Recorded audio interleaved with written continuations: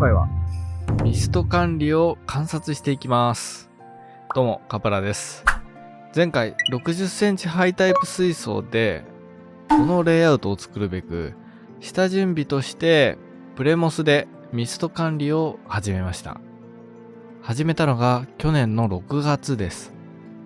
今回の動画はその2ヶ月後です。さてプレモスがどうなったのか見ていきましょう。はい、8月です。ミスト式を始めてから2ヶ月が経ちました。さあ、取り出していきましょう。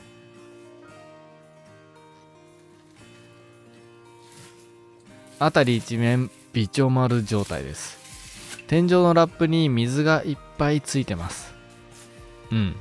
かなりいい状態です。パッと見、カビは生えてませんね。ここら辺は循環ミスト式のいいところです。常に湿度 100% で雨が降ってるような状態ですからカビが生えづらくなってます。中の流木もびしょびしょです。いい感じに湿ってますね。僕はあまり2ヶ月以上ミスト式は行いません。2ヶ月以上するとカビで水草がダメになるリスクが上がるのと、あと苔が生えてきて、それが注水後まで残ったりします。有形草をミスト式で育てるっていう時も2ヶ月以上ちょっと維持するとさすがにトリミングが必要なぐらい伸びてきてしまって、またね新芽が出るまで一回トリミングしてしまうとまた新芽が出るまで時間がかかるんですよね。それで僕は2ヶ月以上あまりミスト式を行うことはないです。今回ミスト式で使った機材はこちらです。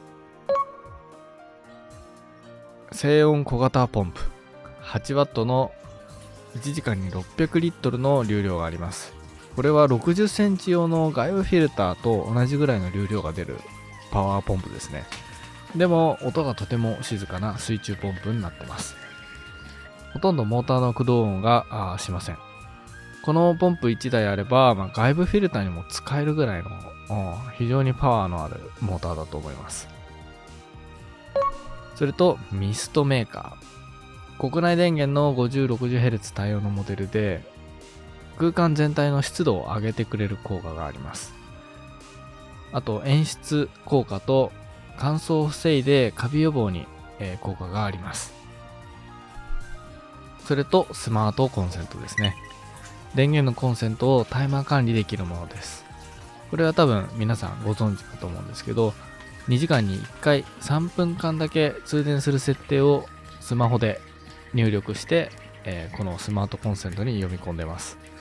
なので、1日だいたい12回3分間 ×12 回なんでだいたい30分ぐらい、この水槽の中に雨が降り注いでいるみたいな状態になってます。ミスト発生器の中にはかなり水温を上げてしまう、発熱するっていうようなものもあるそうなんですけど、これは安定して動いてくれました。これらの機材がね気になる方はぜひ概要欄参照して、見てみてください。ミスト式で湿らした流木を取り出すと完全に水に浸ってるのが分かります。すごいですね。これは応用すればブセの巨大なパルダリウム水槽が作れちゃいそうですよね。90センチスリムでめちゃめちゃ巨大なパルダリウム水槽を作るのが僕の夢です。じゃあ早速プレモスを見ていきましょう。くっついてない部分はやっぱ多いね。ちょっといまいちだな。いまいちだったな。ところどころ枯れてますね。枯れてる部分はなんだか成長があまり見られません。新芽が立ってないですね。そう。新芽が立ってないんですよ。少し黒いし、活着が弱そうです。これはちょっとダメな兆しですね。同時期に隣の水槽で育てた45センチ水槽のプレモスを見てみてください。こちらになります。こっちはしっかりと新芽が立ってます。成長に差が出てますね。とても同時期に育てたプレモスとは思えないぐらい成長に差が出ました。これの原因を考えました。一つは光の強さだと思います。光がね、60センチの方は弱すぎて枯れてしまったんじゃないかなと考えています。この時僕は60センチのこのハイタイプの水槽より45センチの水槽の方に力を入れてました。45センチの方は本気でミスト式を行ってました。60センチの水槽は、これでもうまくいくかなっていう程度にしか考えてなかったので、45センチの方にメインのライトを設置してました。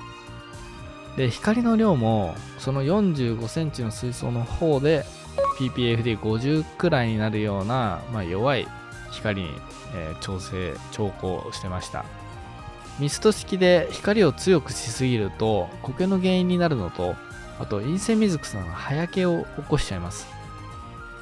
有形草みたいな陽性水草を育てている場合は頭頂部がちょっとこう曲がってきちゃって、伸びが悪くなってね、水草全体がねじれてしまったり、そんなことが起きたりします。これを防ぐために水中で使うよりパワーをね、より弱めに、調光してました。ただでさえ暗い設定なのに60センチの水槽の方には光が届きづらくて ppfd20 ぐらいしか出てませんでした。60センチのハイタイプ水槽には45センチの方に置いたライトの漏れ出た光を当ててるわけで、特に専用にライトをもう一台用意したりはしませんでした。これでやってみっかって思って始めてみたものの、これが結果です。こんな風に成長にだいぶ差が出ましたね。流木も重ねてミスト式をしてましたから、日陰の部分は特に光が当たらずに枯れてしまったというわけですね。水槽の上の方にあったプレモスは、新芽が立ってますんで、こっちは成功ですね。こんな感じで光の強さで成長の明暗が分かれてしまいました。文字通り明暗ですね。ミスト式の後は流木の出汁がよく出てます。水槽が汚いです。いろんなゴミが落ちてます。流木のカスやプレモスのカス、茶苔が生えてます。この水は2ヶ月間この水槽の中をぐるぐると回っていたわけですから、水としては消化バクテリアみたいな、そういったものは出来上がってることだと思います。茶苔も生えてるんで、このままね、水を立ち上げた水槽に入れてもいいかもしれませんね。今回は捨てましたけど。プレモスのカスはなんだかんだもったいないので、回収して、で、また貼り付けてもよかったんですが、それもやめました。多分ね、うまくいかないのでいい出汁が取れたので、今晩の味噌汁に使いたいと思います。ということで、今回はここまでです。次は、この流木にインセミズクサとブセファランドラを生やしていきます。今になって一緒にミスト式をやっちゃえばよかったなと思ってます。そうすれば、綺麗にね、ブセもインセミズクサも活着できたんじゃないかなというふうに思ってます。でも、ちょっと一つだけ心配事があったんですよ。もしミスト式で、この流木のね、アクにまみれながら、いわゆるブラックウォーターでブセファランドラを水上でこう維持した時に、枯らしちゃったらなぁ、心配だなぁっていうふうに考えちゃったんですよね。もしそんな状態でミスト式やってたら、2ヶ月間毎晩心配で本当に寝れないなと思ってしまいましたなので今回はブセとインセミズクサは、別でね、注水まで、入れるのを待って、今回はプレモスだけ活着させました。それではね、次回はブセファランドラとかインセミズクサを入れていこうと思います。また別の動画でお会いしましょう。最後までご視聴ありがとうございました。またね。バイバイ。